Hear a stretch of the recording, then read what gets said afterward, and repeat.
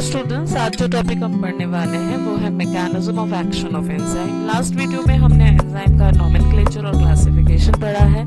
अब हम पढ़ेंगे मैकेनिज्म ऑफ एक्शन। एंजाइम्स का बेसिक रोल क्या है? बेसिक रोल है कि ये एक बायोलॉजिकल कैटलिस्ट है जो कि किसी भी केमिकल रिएक्शन के स्पीड को बढ़ा देता है।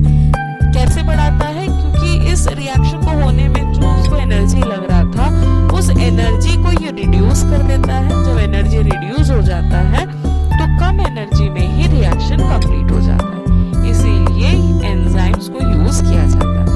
ये एंजाइम्स बहुत स्पेसिफिक होते हैं। हर एक रिएक्शन में अलग एंजाइम की जरूरत पड़ सकती है। मतलब जितने वेराइटीज ऑफ रिएक्शंस की आप बात करें तो वेराइटी के साथ साथ एंजाइम भी बदल जाता है। सेम एंजाइम हर एक काम नहीं कर सकता।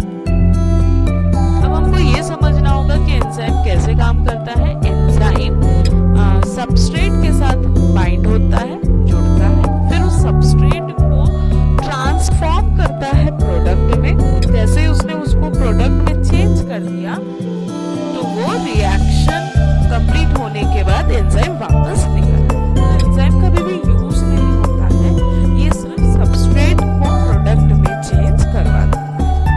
एंजाइम किस रिएक्शन के स्पीड को बढ़ाता है, इसीलिए एंजाइम एक कैटलिस्ट है। कैसे बढ़ा रहा है? जैसे मैंने बताया कि ये रिएक्शन रेट या एक्टिवेशन एनर्जी जो रिक्वायर्ड रहता है हर एक रिएक्शन में, उस एक्टिवेशन एनर्जी को कम कर देता है। तो जब वो रिएक्शन रेट ये लगता है, कम लगने लगता है, तो रिएक्शन ज्यादा होने लगता है या फास्ट होने लगता है। सबस्ट्रेट क्या होता है जिसमें रिएक्शन होगा? Active site. ये एक इम्पॉर्टेंट टर्मिनोलॉजी है। एक्टिव साइट एक ऐसा लोकेशन है एंजाइम पे जहाँ पे सबस्ट्रेट ज्वाइन करता है और रिएक्शन को कैरी आउट करता है। इसमें जो फिट होना है, अगर वो एंजाइम में वो सबस्ट्रेट फिट हो रहा है या वो जुड़ पा रहा है तो ही रिएक्शन होगा, नहीं तो रिएक्शन नहीं हो पाएगा। नेक्स्ट आते हैं एंजाइम सबस्ट्रेट कॉम्प्लेक्स। अब ये एंजाइम सबस्ट्रेट कॉम्प्लेक्स क्या? अगर एंजाइम के एक्टिव साइट में सबस्ट्रेट ज्वाइन कर रहा है तो ये बनाएगा एंजाइम सबस्ट्रेट कॉम्प्लेक्स।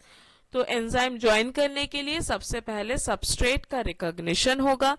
सबस्ट्रेट अगर रिकॉग्नाइज हो रहा है कि इस एंजाइम ने पहचान लिया है कि किस पे ज्वाइन करना है या किस सबस्ट्रेट को रिएक्शन में कन्वर्ट करना है, तो उसके साथ वो बॉन्ड बनाता है। किस तरह का बॉन्डिंग करता है? या फिर वो हाइड्रोजन बॉन्ड बनाएगा, या फिर आयनिक इंटरैक्शन करेगा, या फिर हाइड्रोफोबिक फोर्सेस यूज करेगा ताकि वो सबस्ट्रेट को एंजाइम के साथ जुड़ा रख पाए। अब आते हैं हम, दो तरह का मॉडल सिस्टम होता है इसी रिएक्शंस पे। पहला है लॉक एंड की मॉडल, जो बताता है कि एग्जैक्टली एंजाइम एग्जैक्टली सबस्ट्रेट के साथ ही जुड़ेगा। दूसरा मॉडल होता है इंड्यूस फिट मॉडल, जहां पे थोड़ा सा मॉडिफिकेशन करके एडजस्टमेंट करके हम उसमें जोड़ सकते हैं। ये देखिए, ये है लॉक एंड की एंजाइम मॉडिफिकेशन, जहां पे जो चाबी है वही लॉक के साथ लगेगा और वो तब जाके लॉक एंड की मॉडल सक्सेसफुल है। तो देखिए आप, सबस्ट्रेट जो एक्टिव साइट है एंजाइम का वहां पे बाइंड हो रहा है, तो एग्जैक्ट लोकेशन पे ही बाइंड होगा और एकदम फिट होगा। ऐसा नहीं है कि उसका शेप और इसका शेप टैली नहीं कर रहा है तो वो जुड़ पाएगा, वो जुड़ेगा भी नहीं और ना ही रिएक्शन कैरी आउट करेगा। ये है इंड्यूस फिट मॉडल। यहाँ पे एंजाइम है, यहाँ पे सबस्ट्रेट है। अब ये सबस्ट्रेट का जो एक्टिव साइट है वो देख सकते हैं कि थोड़ा सा डिस्टॉर्टेड है, पर फिर भी वो जुड़ने के बाद एंजाइम अपने आप को थोड़ा सा मॉडिफाई करता है ताकि वो उस सबस्ट्रेट को अच्छे से बाइंड कर पाए।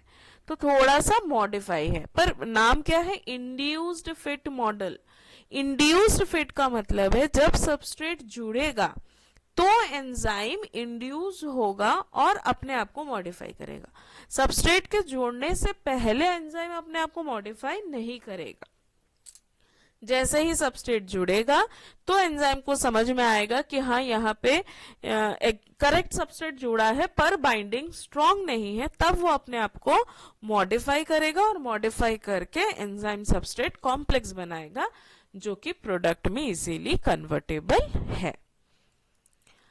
नेक्स्ट आते हैं कैटालिसिस। कैटालिसिस जो इतने देर से मैं बता रही थी आपको, लोअर एक्टिवेशन एनर्जी। ये देखिए, ये रिएक्शन आपको समझ में आएगा। जो ब्लैक कलर का ग्राफ बना हुआ है वो है एग्जैक्ट रिएक्शन। तो उतना एनर्जी उसको चाहिए जिसको हमने EA से डिनोट किया है, वो बड़ा वाला एनर्जी चाहिए जब हमको नॉर्मल रिएक्शन करना है। पर जब हम विथ कैटलिस्ट, देखो रेड कलर का लाइन बना हुआ है, मतलब वहां पे एंजाइम हमने डाल दिया। तो जब हमने एंजाइम डाल दिया है तो अब उतना पहाड़ उसको नहीं चढ़ना पड़ेगा। तो जब उतना हाई एनर्जी उसको नहीं लगेगा तो रिएक्शन जल्दी हो जाएगा। इसको बोलते हैं लोअरिंग एक्टिवेशन एनर्जी। और किस किस तरह से वो कैटालिसिस कर सकता है? नेक्स्ट रिएक्शन है एसिड बेस कैटलिस्ट। अगर एसिडिक बेसिक रिएक्शन है तो आपको एसिड बेसिस यूज करने पड़ेंगे। कोवेलेंट कैटलिस्ट, अगर कोई रिएक्शन ऐसा है जहां पे टेम्पररी कोवेलेंट बॉन्ड फॉर्मेशन की जरूरत है तो वहां पे आपको ऐसा कैटलिस्ट लेना है जो कि कोवेलेंट बॉन्ड फॉर्मेशन में हेल्प करे। एग्जांपल देखो, काइमोट्रिप्सिन जो कि कोवेलेंट बॉन्ड फॉर्मेशन में हेल्प करता है और एक्टिव साइट में उसकी बाइंडिंग को, सेरिन के रेसिड्यूज की बाइंडिंग को स्पीड अप करता है या स्ट्रॉन्ग बनाता है।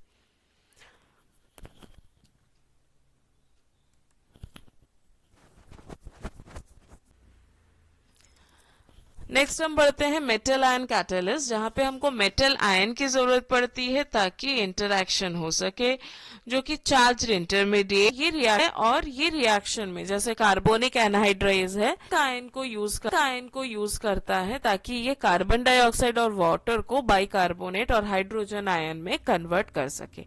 तो अगर आप कार्बोनिक एनहाइड्रेस दे रहे हैं तो ही ये रिएक्शन स्पीड अप में होगा, नहीं तो स्लो प्रोसेस है जिसका आउटपुट कम भी हो सकता है। प्रॉक्सिमिटी एंड ओरिएंटेशन, आपको एंजाइम और सबस्ट्रेट एकदम बॉन्डेड फॉर्म में होना चाहिए, क्लोज प्रॉक्सिमिटी में होना चाहिए। काफी डिस्टेंस पे है तो रिएक्शन का रेट कम हो जाएगा या रिएक्शन नहीं भी हो सकता है। तो ये है mechanisms of catalysis.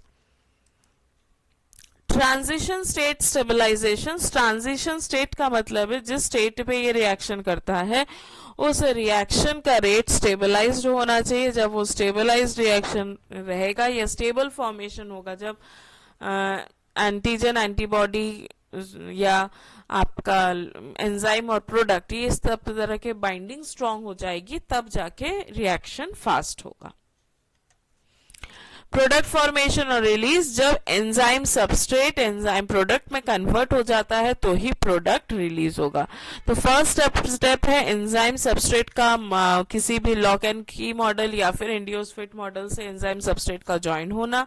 Second step है एंजाइम और प्रोडक्ट में कन्वर्ट होना और थर्ड स्टेप है प्रोडक्ट और एंजाइम अलग होना।